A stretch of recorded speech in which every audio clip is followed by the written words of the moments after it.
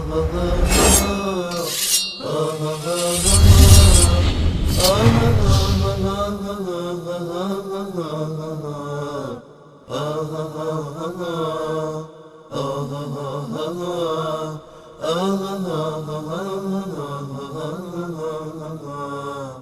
سلام علیکم. بیننده بعدی بفرمایید. سلام استاد انصاری، خسته نباشید، شبتون بخیر. سلامت باشید. خودتون رو معرفی کنید، از کجا زنگ میزنید؟ من صادقی هستم، از تهران مزاحمتون میشم. آقای صادقی، در مورد شما در مورد کلیپ هایی که ما پخش کردیم و مطالبی که ارائه شده لطفاً صحبت کنید آقای صادقی. چشم آقای انصاری، من اون فرمایشی که الان شما با اون کلیپ‌ها نشون دادید من قبول نمی‌کنم هیچ کدومتون رو. چرا قبول نمی‌کنید؟ دلیلش چیه؟ دلیلش چیه که قبول؟ چون نه سندی وجود داره، نه مدرک محکمی وجود داره. آقای کلینی از کبار محدثین شماست و کتاب ایشون بعد از قرآن در نزد علمای شیعه صحیح ترین کتاب هست و در مقدمه کتاب میگه که کتاب ایشون به خدمت امام زمان رسیده و ایشون گفتن که الکافی کافن لشیعتنا. ایشونو که شما قبول ندارید، علامه مجلسی که صاحب 110 جلد بهارالانوار رو قبول ندارید، پس کی رو قبول دارید از بین علمای شیعه؟ ببینید آقای انصاری، عقیده و اعتقاد هر کسی قابل احترام، قابل این نیست که ما به اونا توهین کنیم یا تهمت بزنیم که شما چرا اینو گفتی یا چرا اونو نگفتی یا اون چیزی که من میگم باید بگی. من نمیگم اون چیزی که من آقای صادقی محترم، ببینید اینجا الان یه تناقض در حرفای شما وجود داره. حرفای شما، اعتقادات شما تا وقتی که به اعتقادات من متعرض نشه قابل احترام است. وقتی که شما در اعتقاداتتون میایید به کتابی که من بهش عقیده دارم و ایمان دارم و در این کتاب میگه که انا نحن نزلنا الذکر و انا له لحافظون، این قرآن معجزه محمد مصطفی صلی الله علیه و سلم، یکی از کبار علمای شما میاد میگه که این قرآن تحریف شده، 17,000 آیه بوده. آقای انصاری من عذر میخوام، ببخشید خیلی شرمنده هستم. شما الان آیا از دهن من توهین شنیدی؟ جواب سوال من رو بدید. نه شما حرفتون حرف منطقی نبود آقای صادقی. شما اعتقاداتتون شما صحبت‌های من رو ربط میدید به کسای دیگه. من الان خودم هستم و با خود شما و دارم در رابطه با این مسئله صحبت می‌کنم. آیا من به شما یا به اعتقاداتتون توهین کردم؟ نه آقای صادقی، شما شیعه هستید و این کتاب‌های عقیدتی شما هست، اساس مذهب شما هست، یا این کتاب‌ها رو شما همون گونه که استاد محترم، همون گونه که شما خودتون قبول دارید یک سری مطالب رو رد کردید، یک سری مطالب رو قبول دارید، احادیث ضعیف دارید، احادیث قوی دارید، خب ما هم همین اعتقادات رو داریم. ولی من خواهش می‌کنم اجازه بدید من سوالم بکنم. من خواهش می‌کنم آقای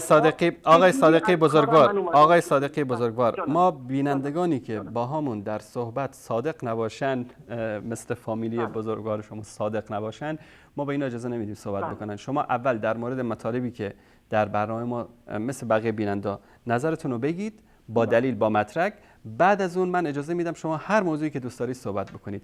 آیا آقای کلینی و آقای مجلسی این حرفایی که زده شد در مورد قرآن، در مورد اهل سنت، در مورد پیامبر بزرگوار اسلام، در مورد خراب کردن خانه کعبه و مسجد رسول الله صلی الله علیه و سلم، آیا این حرفها رو شما از این علماتون قبول دارید یا ندارید؟ اگر قبول دارید به چه دلیل؟ اگر ندارید به چه دلیل؟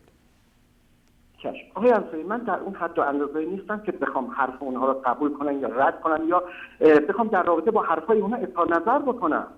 اون چیزی که به عقل ناقص من میاد، من الان یک ساعت پشت خطم زنگ زدم ازتون یه سوال کنم، اگر محبت کنید، بزرگواری کنید، خدا شاهده این خیلی منو اذیت کرده. آقای صادقی، شما را در اون دنیا بیشتر اذیت خواهند کرد وقتی که ملائکه فرشتگان به سراغ شما بیان در قبر بگن آقای صادقی شما چگونه شیعه‌ای بودید که چشم و گوش بسته هر چی که آخوند گفت قبول کردید؟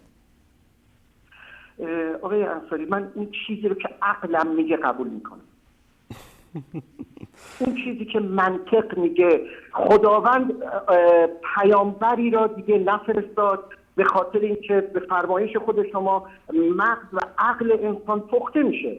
و باز به نظر من انسان‌ها بعد از 1400 سال خیلی راحت و به خوبی میتونن خوب و بد رو از هم تشخیص بدن. حداقل ما اینو میتونیم تشخیص بدیم که نباید همدیگه رو بکشیم به خاطر دین. ما هممون دین شما میگه که باید بکشیم. دین شما میگه که سنی رو دعوت بکن، خونت مهمان بکن، در فرصت مناسب گردنشو ببر. این علماتون این کارو میکردن. خب تقصیر من چیه آقای صادقی؟ آقای انصاری استاد بزرگوار، علمای بزرگ ما هم حتی این رو میگن، شما این رو هم بفرمایید که میگن به هیچ عنوان نباید اهانت به اهل سنت و به علمای سنی کرد. یک نمونه، یک دلیل، یک صفحه و جلد یکی از اونم. خمینی میگه که باید بهشون توهین بشه، اهانت بشه، غیبت بشن. آیت الله خویی اینو میگه، شیخ مفید اینو میگه، مجلسی اینو میگه، کلینی اینو میگه. در کجا گفته که به اهل سنت نباید توهین بشه؟ نه، من در رابطه با کلینی و یا مجلسی صحبت نمی کنم. اونا مال خیلی وقت پیشن. من در رابطه با افکار انسان که الان داره زندگی آقای صادقی برادر عزیز، یکی از علمای شما که گفته باشند به اهل سنت و مقدساتشون نباید توهین بشه، در کدوم کتاب، در کدوم جلد، کدوم صفحه؟ اتفاقا در همین روزنامه ها مجلات خود ما در ایران. خب تشکر میکنم آقای صادقی. روزنامه ها و مجلاتتون من نشون دادم که چقدر دروغ میگن به اهل سنت. بفرمایید هر مطلبی که دوست دارید بگید. چشم، من عذر میخوام ازت. آقای انصاری، محبت میکنید این نسبت پیامبر با حضرت علی و امام حسن، امام حسین رضی الله و عمر رضی الله عنه، عثمان و ابوبکر، اینا رو و ابو سفیان و معاویه رو به من بگید، اینا چه نسبت به فامیلی با هم داشتن؟ اینا کلا همه از قبایل قریش بودن، همه از قبایل قریش بودن و اجدادشون برمیگرده به همدیگه. یعنی پیامبر صلی الله علیه و آله و سلم، دوستان عزیز اگر این صفحه رو نشون بدید که آقای صادقی بتونن ببینن، اینجا این قبایل قریش هست و این اجداد محمد مصطفی صلی الله علیه و آله و سلم و بقیه اصحاب بودن. در اصل همه برمیگردن به یک تیره و به یک قبیله. اینجا البته خیلی وقت میخواد که من تک تک اینها رو من خدمت شما بخونم که عثمان و ابوبکر و عمر و علی و ابو سفیان و خالد ابن ولید و همه اینها در اصل نسبشون برمیگرده، اجدادشون برمیگرده به اجداد پیامبر صلی الله علیه و آله و سلم. الان مثلا به طور مثال نگاه کنید، مثلا اینجا محمد، عبدالله، عبدالمطلب، هاشم، عبدالمناف، قصی، کلاب، مره، اینا اجداد پیامبر هستن. مثلا در قصی اینجا ببینید بنی عبدالدار جدا میشه، عثمان، عبدالمناف، هاشم، عبدالعزا، بعد از ایشون طلحه است، عثمان کلیددار کعبه و مصعب ابن عمیر رضی الله تعالی عنه.